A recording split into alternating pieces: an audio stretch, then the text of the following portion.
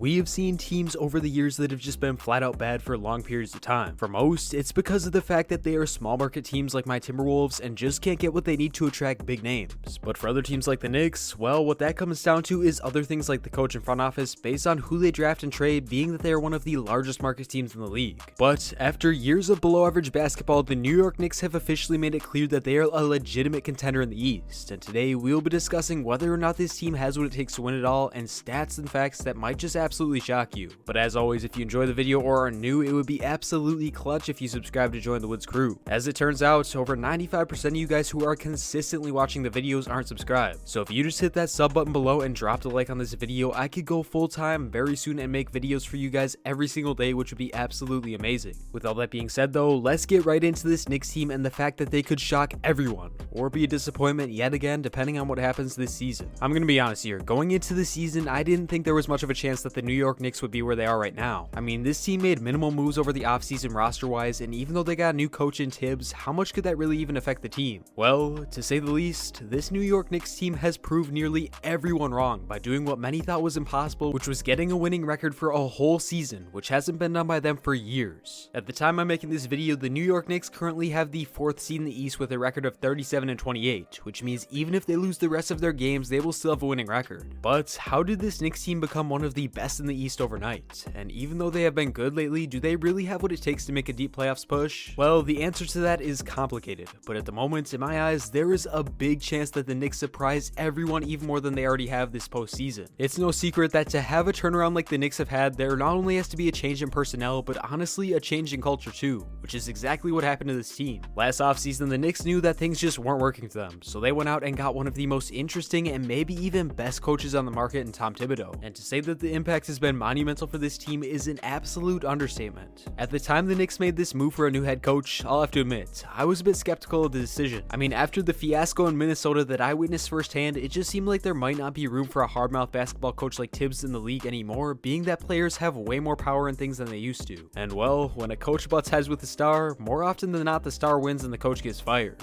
But with the Knicks, well, Tibbs has been an amazing fit to say the least. This is a team full of young talent and just needed that extra push to chase greatness and actually be able to see that they can win. And Tibbs has been that guy for them so far since he joined the team. If you look at nearly everyone on this Knicks team, they have taken huge strides since the previous season, and a lot of that is solely because of the fact that Tibbs has been pushing this young core of New York to see what their full potential actually is. I mean, just look at a guy like Julius Randle, who has emerged as a bona fide star and has even been thrown in some MVP conversations. Before the season, it was looking like Randle had somewhat reached his ceiling and would be nothing more than a solid starter for a team. But my man added a 3-ball to his bag and got the keys to the offense from Tibbs, which has made a monumental impact on the level of which he plays the game. Not only has Randle taken huge steps, but so have the other young guys in Barrett and Immanuel Quickly, even though he's a rookie. So far, we've seen that Thibodeau is not afraid to play the best producers on the team nearly all game, which has actually had a great benefit to this young core of New York. Now for old players, this mindset of playing heavy minutes every game is not the best due to injury, but for young guys, in my opinion, it is a great idea because they get one of the most valuable things in the game of basketball when it comes to playing heavy minutes like this. That thing being straight up experience. Just think about it this way, Julius Randle alone is getting more experience on the court this year than he has in his whole career combined, being that he is playing nearly 40 minutes a game, which is one of the biggest reasons in my eyes why we've seen him improve even from the beginning of the season. As far as Barrett and Quickly, well, I think they're honestly right behind Randle and have a very bright future ahead of them, especially because they are so young. But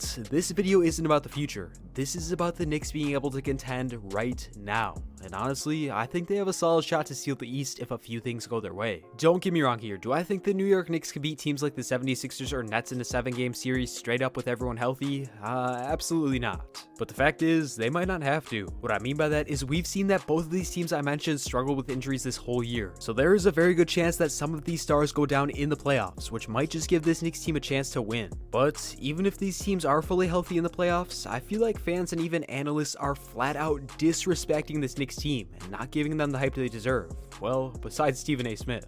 Let's just roll the clips. Did you see the Knicks? Did you see those New York Knicks last night? Did you see them? Brooklyn won. Brooklyn won. Philly won. What? Forget Milwaukee. What's up? The New York Knicks in the house. I mean, it's a beautiful day, y'all. It's a beautiful day. I'm telling you right now, it's something special to behold. You got Julius Randle trying to copy off me his top 5 candidate for league MVP. I got him top 4. With that being said though, the fact that people are counting the Knicks out of winning the East just because they are young and don't have playoff experience is absolutely absurd to me. Don't get it twisted, because I know playoff experience does play a solid role for certain teams and players, but for teams like the Knicks, I feel like they might just be able to have the ability to will themselves to making it out of the East. And I also think that what Julius Randle said on the JJ Redick podcast recently really backs up this statement. Julius Randle recently talked about how last year he was one of the only ones getting extra shots up in off hours at the facility or getting a lift in, which was back when they had their old coach and just didn't have the culture they have now. But now he described how the whole team has a very similar mindset to him, and that almost the whole team is getting shots up in their off hours. This in itself shows the Tom Thibodeau effect and the fact that this team is committed to not only getting better individually, but also being as good as possible as a team. I feel like this Knicks team is somewhat like the Suns in the West, a team that has blew past everyone's expectations this season, yet no one is talking about the fact that they could surprise everyone in the playoffs. And the only reason that no one is talking about it is because of the fact that they are some younger teams. I don't care what you say, you can't just count out teams like this because they are going to put it all out there every single night, no questions asked. With that being said though, it is clear that the Knicks have the ability to win when it matters most, even if they're young. But the playoff picture at the moment is what makes this team winning even more realistic. At the time I'm making this video, the Knicks currently are the most likely to play the Hawks in the first round of the playoffs, which in my eyes is the best possible team for this Knicks team to play. As much as people think that the first round doesn't matter compared to games deeper in the playoffs, it's actually a lot more important than people think because of one thing: momentum. I believe it is very possible that the Knicks face off against the Hawks in the first round and absolutely destroy them, which would give them a ton of momentum going into debatably the toughest matchup in the East against the 76ers. With that being said though, at this point the top seeds in the East are basically locked in to the point where the Knicks won't be affected too much, which means that this team will have a very tough matchup in the second round.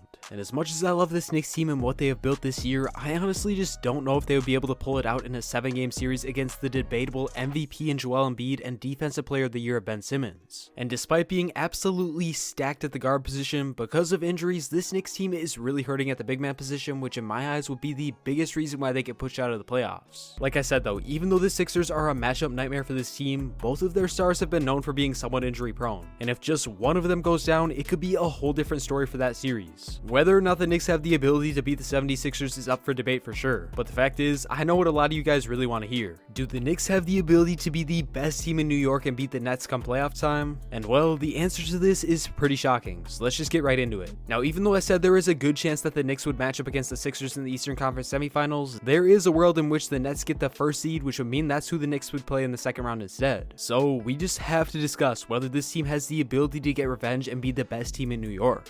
There is no doubt that the Knicks got burned when they missed out on KD, Kyrie, and Zion Williamson, but this might just give them a chip on their shoulder they need to beat this team when it matters most. Unlike the 76ers matchup nightmare, the Knicks actually match up pretty decent against the Nets, even if they have 3 of the best players at their position in the league in Kyrie, KD, and Harden. With the Knicks being one of the best defending teams in the league, there is no doubt in my mind that the guards could lock up the Brooklyn backcourt better than anyone else, and Randle could definitely give KD a battle. In my eyes, this Knicks team has everything they need to win at the highest level. Well, besides 2 things: the center and experience, not only as a team, but in the playoffs in general. There is a good chance that the 76ers or Nets get past this team with ease in the second round, but hey, you never really know with a team like the Knicks because they will fight until the end no matter what the score is or who they're playing against, and there is a good chance they let that be known in the 2021 NBA playoffs. But I guess all we can do is wait and see if this team can get wins at the highest level when it matters most against stacked teams like this. Thank you all so much for watching. Let me know down below how far you think this Knicks team will make it in the playoffs and who you think could be a surprise star for them besides Julius Randle.